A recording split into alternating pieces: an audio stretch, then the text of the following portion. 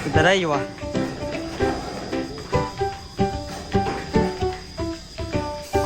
ขึ้นมาถึงแล้วทุกคนขึ้นมาด้วยเล็กอันนี้ เดี๋ยวเล็กอันนี้กับต้นตาลมาให้ต้นตาลตัดถ่าแล้วตัวซีบัญญาพวกนี้เห็นแล้วขึ้นแล้วทุกคนใส่ไว้ตอนนี้ขึ้นไกลหลังคาเขาแล้วเนาะตั้งแต่ว่าตัวทั้งลุมยังบนนั้นดอกขึ้นเลยฝนจะตกมาทุกคนเนาะทั้งไหนกับทั้งเล็ก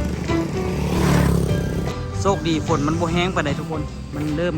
อยู่ตัวแล้วเมื่อกี้มาแห้งไปนึงแล้วมันกระเซาไปดีทุกคนเด้อสบายดีตอนสวยเนาะทุกคนเนาะเมื่อนี้ก็เฮาก็มาสืบต่อเฮ็ด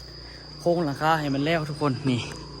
แต่ว่าน่าเคยกับต้นตาลกับนั้นยังพักผ่อนอยู่โดยว่าสิขึ้นไปยาพวกน็อตแต่ละน็อตไว้ทั้งหมดก่อนเนาะแล้วก็เขาจะมาแล้วเขาจะมาเฮ็ดต่อเนาะเขาไอ้อ้นกับยังบุทันมาเถอะตัวที่ขึ้นไป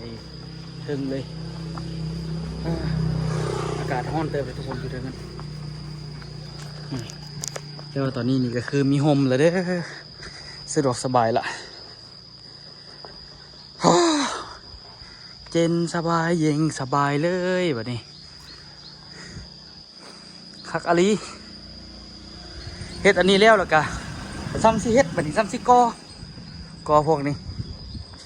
กอมุดมือก็ได้กอนี่แหละพอยังมานํอยู่แล้วบ่นี้จริงคนตัวว่าควรแล้วละควรพอละมานํรู้สึกว่ามันอยู่โตเฮงละนี่ตัวสิไปยาซิลิโคนใส่แต่ละนัดปลาไว้เนาะนี่มีหมองหัวบ่ทันอีกหมองนึงสิจื้อไว้นี่หมองนี้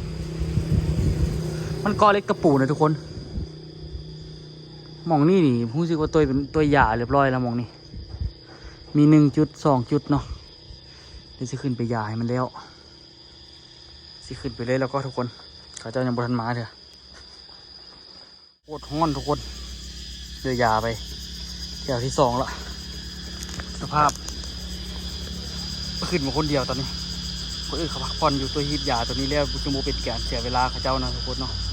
ฮีบยาให้มันแล้วเขาเจ้ามาใส่กบใส่อย่างมันก็จึงสะดวกบ่ได้มาเฮ็ดหลายเวียกเนาะ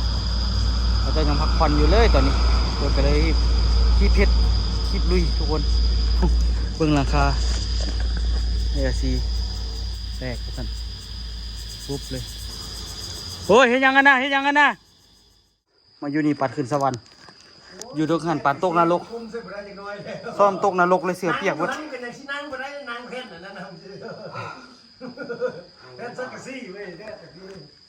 เฮ็ดได้เมื่อกี้ได้เพิ่มอีก4 แถวทวีตได้แถว 1ได้เพิ่มอีก4 แถวเฮ็ดต่อโอ้ตายหนามืดเขาหิวน้ำแห้งเดี๋ยวนี้มันไม่ย่างกันหรอนะกันอยู่นะเคยว่าคันหึงไปมันถึกแดดถึกฝนแล้วมันจีแข็งไปแล้วมันจีหัวดีแท้เขากับยาแต่เดี๋ยวนี้เลยพันยาบุเดียวมันก็จีเหลวละ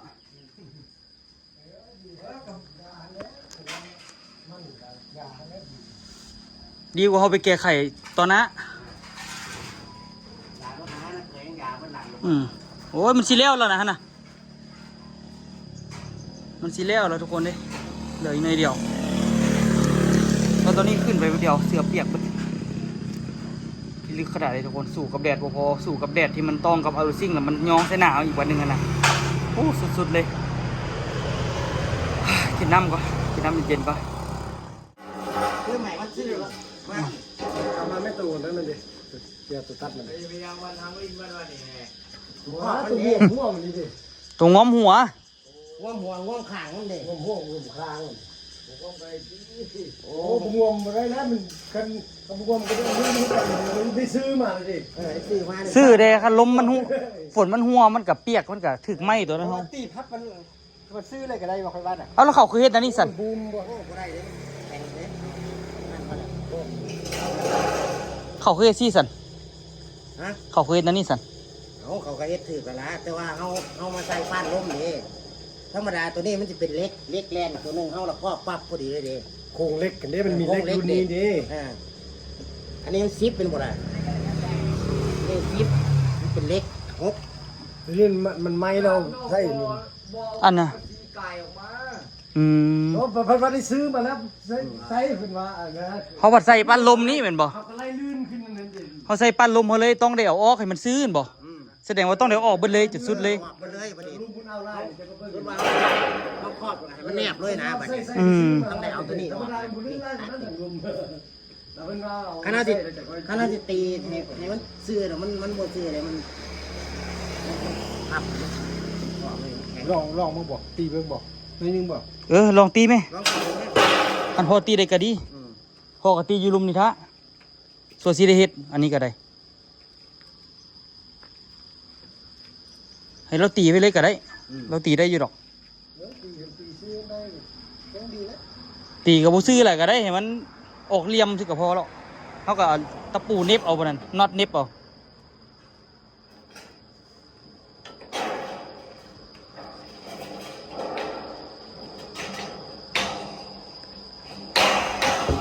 ยันตีเนี่ยมันบูมมันเป็นตะบึ้งไม่ได้ครับเนี่ยมันไล่ได้ผู้มันบูมแล้วมันเริ่มตะบึ้งตัดเอาเลยเป็นงาน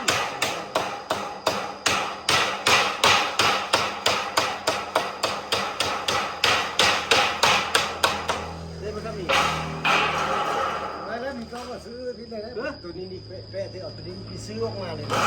นี่มันซื้อแบบที่ไหนได้ซื้อเลยตัว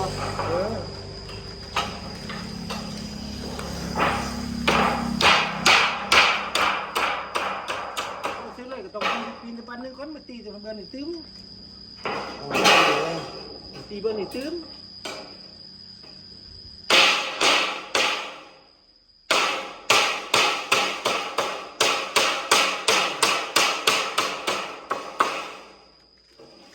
ได้บ่ซั่นเนี่ย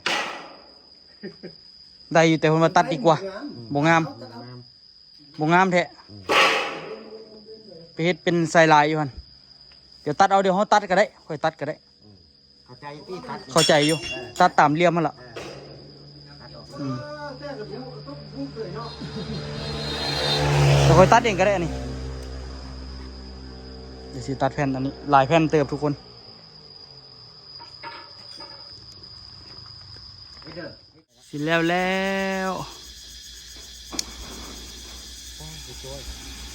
หลือแผ่นหนึงวะ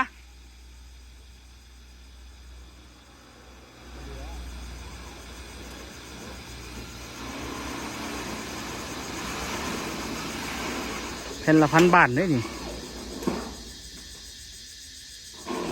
ตัวนั้นก็เอาโค้มไปแล้วแหละเหลือไปก็ได้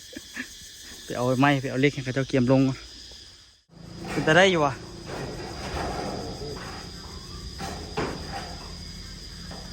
เข้าอยู่อ่ะ เขาลงเขาอ่ะ แต่ว่า เดี๋ยวมาเขาพันเสีย หมูสู้แบบเก่าทั้งเนาะ เดี๋ยวเขา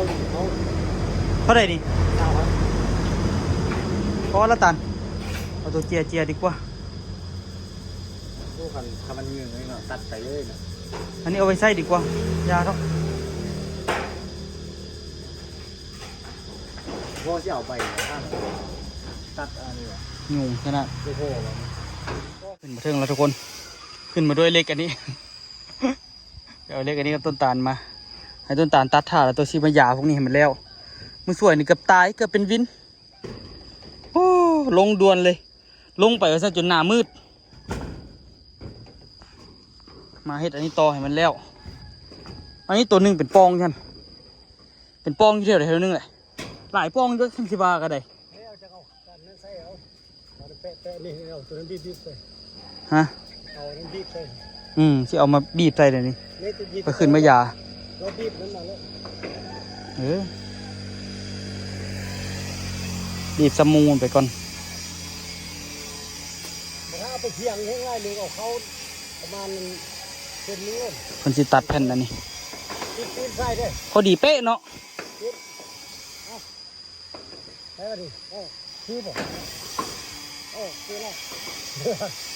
พอดีเอาแท้เอาว่าแต่ต้องได้ตัดออกในนึงเนาะสั่งมาแบบเป๊ะๆเลยคิดไรมาเป๊ะๆเลย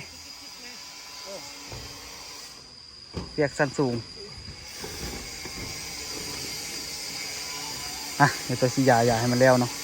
อันนี้เพิ่นสีเอานี่ขีดแล้วก็ขีดได้แบบแล้วก็มันสิตัดเนาะ ขีดเส้นไหนวะรู้สึกเหยียบอ่ะนะ ก็เห็นรูปร่างเลยนะ ข่อยรู้สึกเหยียบไหมแล้วรู้สึกดีกว่าจังได๋ฮู้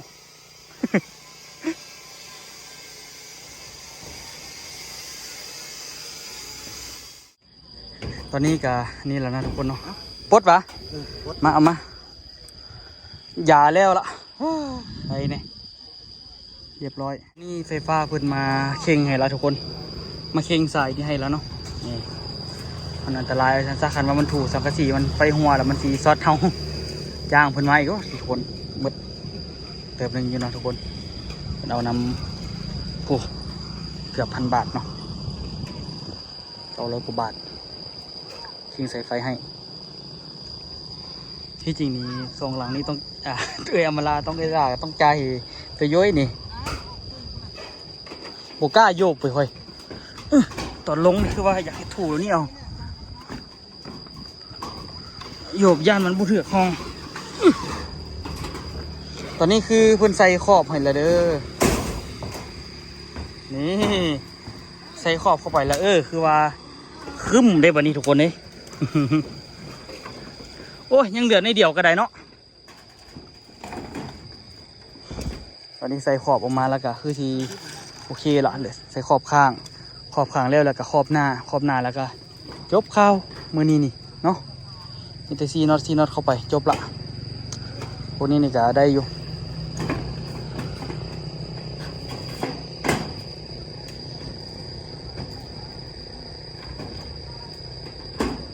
ขอบอันนี้ก็ได้ยาอยู่อ่ะมันน่าเคย คันมันยังเหลือยาลดยาไปเรื่อยๆคันเหลือยาเลย อุตส่าห์ทิมบังเลยนะพูดละเอ้าอยากกระยาดีกูมาแก้ปัญหาน้ำหลังนี่แต่โยยไม่ชอบซึบนี่ตอนขึ้นนี่คือว่าง่ายเด้ตอนลงกูว่าอย่างยากเลยลองซิลิโคนเขาซีเบิร์ดละอันนี้ของพ่อต้นตาลครับนี่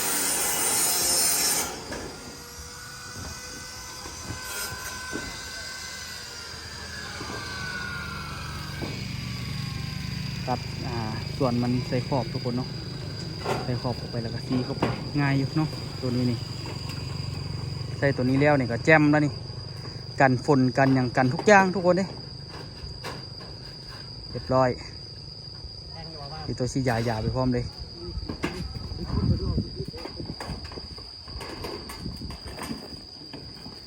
คักอยู่ก็ตัวนี้นี่มันกันแบบว่าฝนเข่าทั้งข้างหันบ่ได้เลย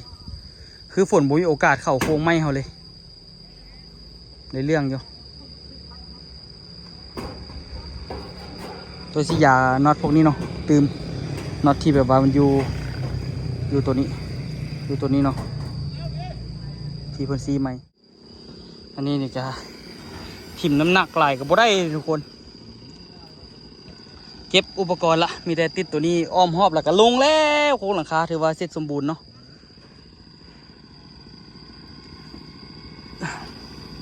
จบแล้วนี่ทุกคนปิงกับพอสดกับเบิ้ง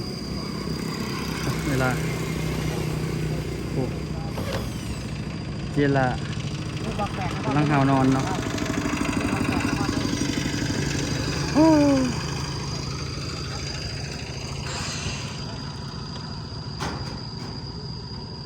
มืดแล้ววะแผ่นอันนี้มืดแล้ววะแมนเอาขึ้นมามืดแล้วมันบ่ แล้วต้องเดาลงขึ้นไป2 แผ่นเลยข้างหน้า2 แผ่นเลยข้างข้างใส่รักษาตรงนี้ โอ้กันซาดใส่ทั้งข้างวะ ใส่ทั้งข้างมัน2 ข้างดิ โอ้มันสิพออยู่บ่ล่ะบ่ได้ไรเพื่อก่อ บ่ได้ไรเพื่อก็ใส่ตะปั้นล้มแล้วก็ย้ายกันนะเพราะเขาก็ใส่ปั้นล้มกันดินะ กระเบิ้งถ้ามันสิเหลือบ่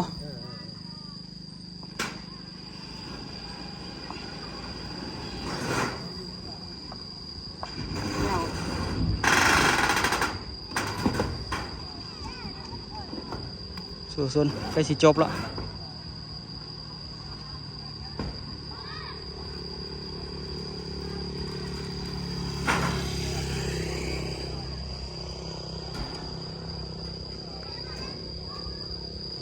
ไอ้ไฟฟ้าคนกลางมีถุงมือมีอย่างครบเซตแล้วก็ไปแปลงไฟฟ้าเนาะให้เพิ่นดึงขึ้นให้ไฟฟ้าเลื่อมแจ๊ดแจ๊ดแจ๊ดแจ๊ดอยู่ได้ล่ะ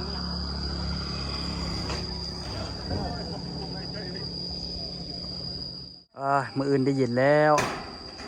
มืออื่นน่าจะให้อ้นมาสวยมือสุดท้ายมาสวยใส่ทั้งหน้านี่เนาะให้อ้นมาสวยใส่ทั้งหน้านี่บนสุดท้ายแล้วก็ทั้งลุมนี่ก็เฮ็ดเอง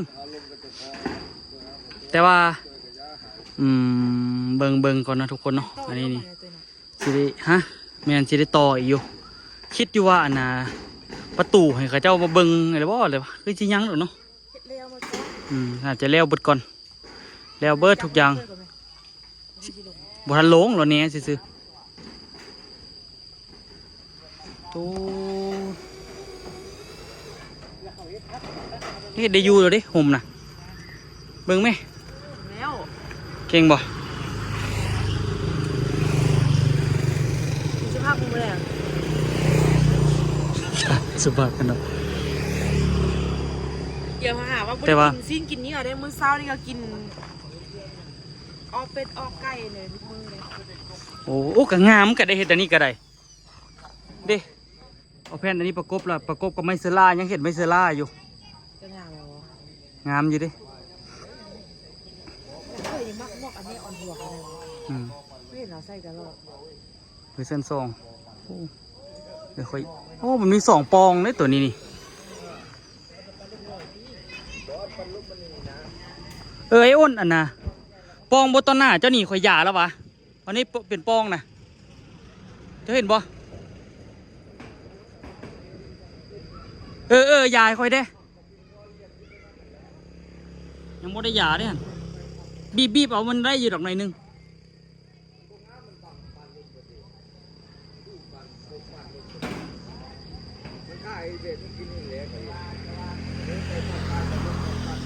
จบทุกคนงามละเอียดสบายใจแล้ววันนี้วันนี้ก็ใส่อันนี้แหละค่ะถือว่าจบละลมมาสำเร็จกับบทสามารถปืดได้หลังคา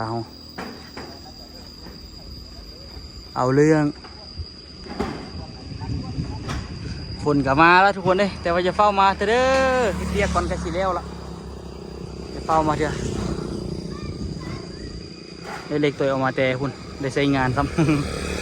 เล็กมีขันไดตัวขึ้นตัวลงโอ้ยกระสีแล้วละเอา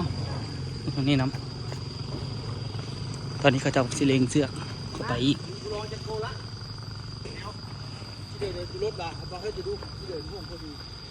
แล้วก็เอาขึ้นถล่มทีนึงโอ้แจมเบิ่งกล้องดูพอเอาว่าคนบอกเบิ่งกล้องถ่ายรูป3 2 1โอเคแจมละโฮมกึกบาทนี่มีได้ท่าบล็อกแล้วก็มากอใกล้เต็มทีละโอ้มาอยู่อย่างพี่เนาะมีแต่อยากเลาะอ๋อโตโอ้มีแต่อยากเลาะว่ะ จักล้อเม็ดละนมกินนมอะไรล่ะกินข้าวแล้วก็กินนมพ่อป่ะอะไรเนี่ย เช็คแฮน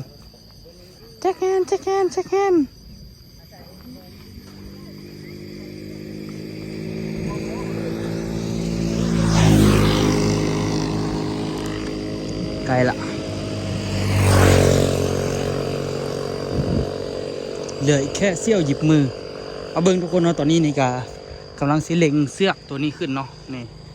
เสือกตัวนี้เล็งให้มันบ่ให้มันติดกับหลังคาเขาน่ะให้มันขึ้นสูงกว่าตอนนี้ให้เพิ่นมาแก้ไขให้นี่เพิ่นกำลังย้ายเนาะเพิ่นสิย้ายขึ้นสูงกว่าเก่าอีก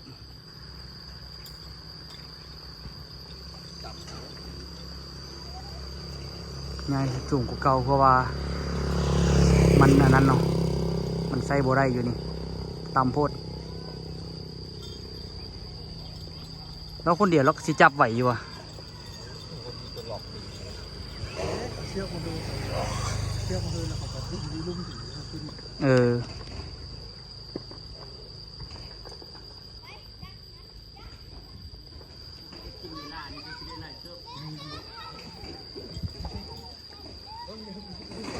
เดี๋ยวมันมีหูอยู่ทุกคนมีหูเสาของมันเนาะให้มันได้จอง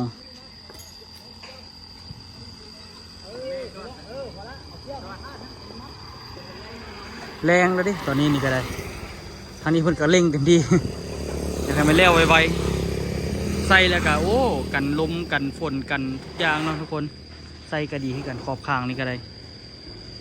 ซื้อแพงในนึงนี่ก็ยากมันนี่พอดีตัดพอดีเปะพอดีคักพอดีเลยเหรอ อืม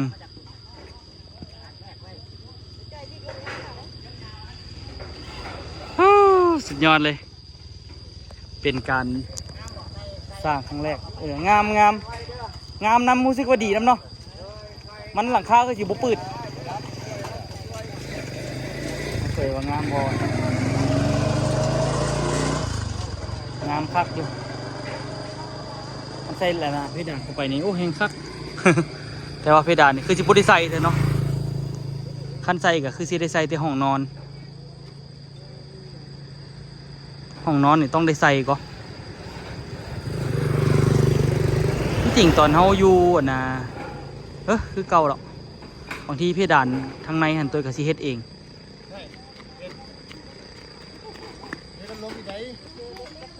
เจ็บอยู่วะเกณฑ์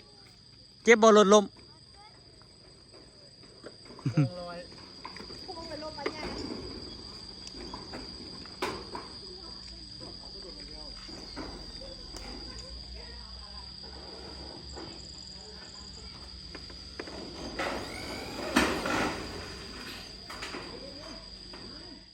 อโต้กับซีโบได้มาอาศัยโฮมไมเอลาแล้ว เดี๋ยวเฮ็ดเทิบออกมาทางหน้าเลยก็สบายบ่ต้องได้มาข้ามมาฟากนี่ละไม่จันพาออโต้ข้ามมานั่งพี่ตลอดพอมันบ่มีโฮมค่าเฮ็ดทานได้ต่อเทิบทางหน้าก่อนเลยเนาะฟ้าก็มืดเข้าโอ้ยบ่แล้วบ่จบจักเทื่อนี่เพิ่นกำลังสิดึงเนาะ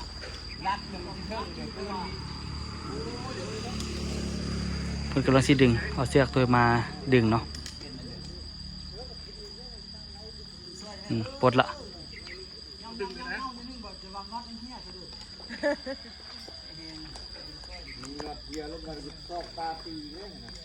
เอาสองคนอยู่ลุ่มนี่คืนนี่ตก นั่น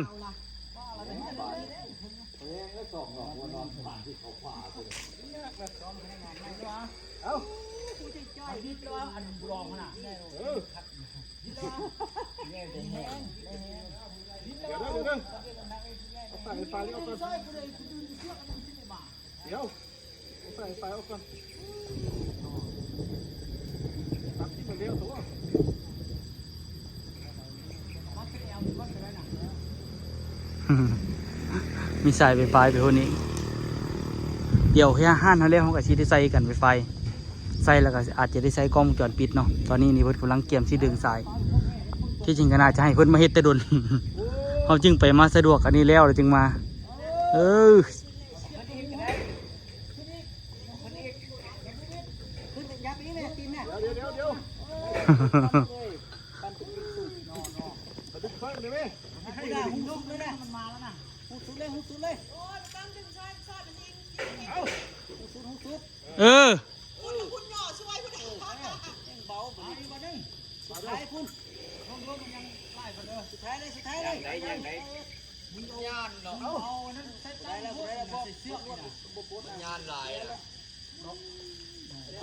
สายมันยาวเนาะ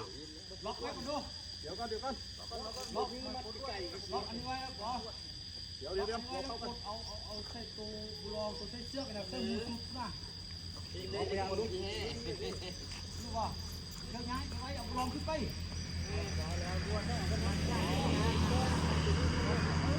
หลายคันหลายตอนหลายคนนี่ก็ทุกคนเนาะ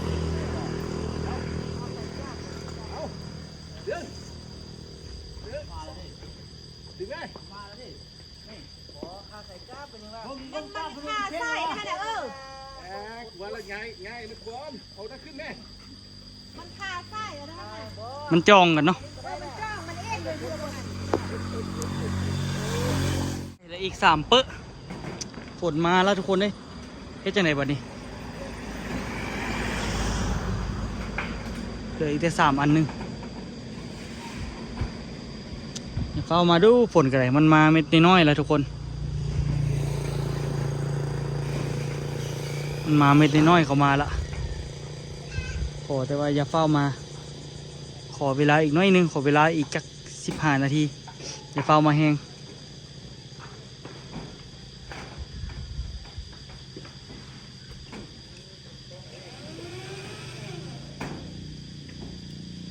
ว้ายนั่นฝนตกกับมืนสิอีกได้วันนี้หลังคาก็ได้ได้ลองหลังคาใหม่เลยแหละนี่ฝนตกแล้วได้ลองหลังคาแค่คือเพื่อนเว้าแหละต่างแต่ว่ามันบ่ทันแล้วนี่ ยังไงมันแล้วก่อนนี่นะโอ้ยคาใจน้ำเพิ่นเด้ทางนี้ก็ยังแปลงหลังคาเข่งอันนี้ก็ยังบ่ทันแล้วซ้ำเขาเจ้าก็สิบ่ได้ลงกันบ่เฮ็ดนำไฟฟ้าอีก มึงก็โตกันได้มึงก็โตคนไหนมีความสุขกี่แน่นยิ้มกี่แน่น กำลังมีความสุขกี่แน่น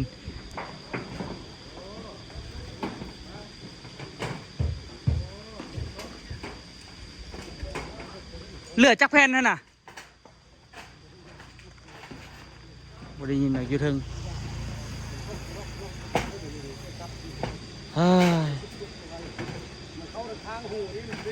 เฮ็ดจังได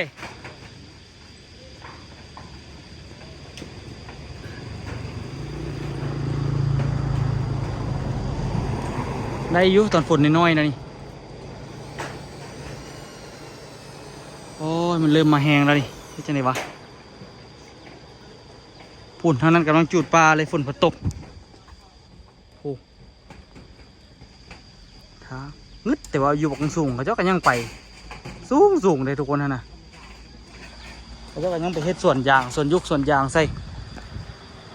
โอ้ยฝนถึกคล้อง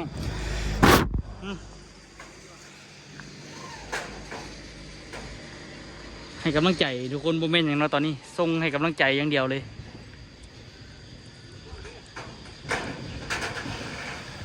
รีบยิงน็อตแต่น้อยเดียวหนึงอยากให้แล้วแล้วก็บ่ให้ได้ขึ้นละฮะนะทุกคนอยากให้มันได้งมมันละ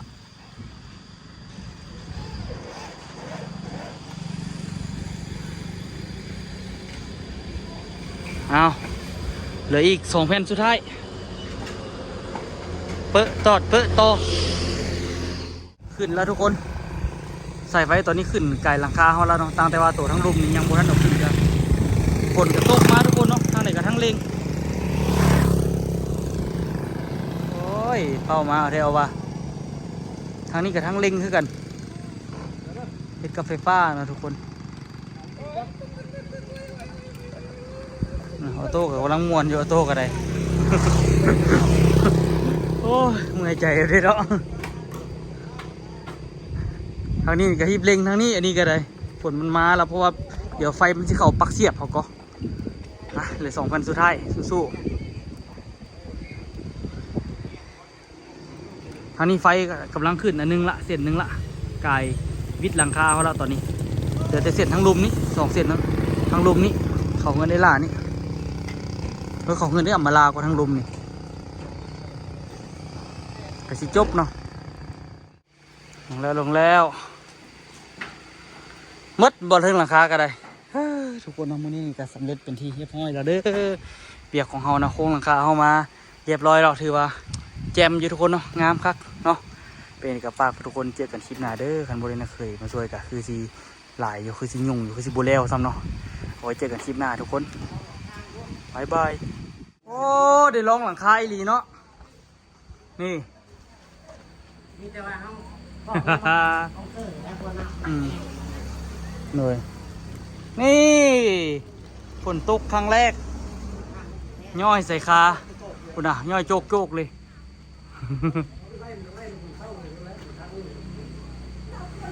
ได้ลองเลยทุกคน ใส่แล้วปุ๊บได้ลองเลย พอดีขนาด พอดีแล้วพอดีฝนมาคัก คักสุดยอดสุดยอด โอ้ยแรงแล้วมันเฮ็ดแท้เลยวันนี้ทุกคนเลยนี่ มารถบัดนี้ฝนนะฟ้ามืดครึ้มเบิ่งทางนั้นยังไหม้อยู่ คลิปทางท้ายทุกคนเลยตอนนี้ก็คือฝนตกปุ๊บได้ใส่งานหลังคาปั๊บเลยนี่ย่อยปั๊บเนาะไปนอนทุกคน